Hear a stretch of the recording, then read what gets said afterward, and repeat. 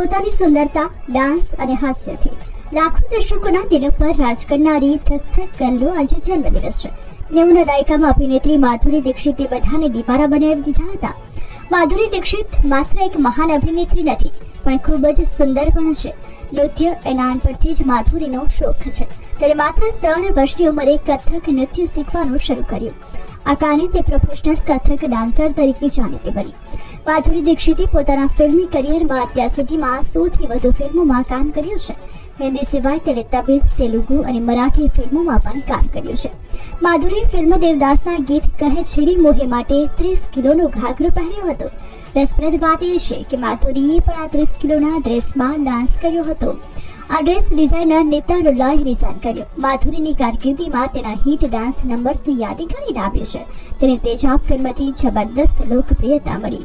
માધુરી થોડા જ સમયમાં બોલિવૂડની ટોચની અભિનેત્રી બની ગઈ. ફિલ્મ હમ આપકે હે કોનમાં તેણે સલમાન ખાન કરતાં વધુ ફી લીધી હતી. હમ આપકે હે કોન ફિલ્મ માટે તેણે 2.7 કરોડ રૂપિયા સુધીની ફી લીધી હતી.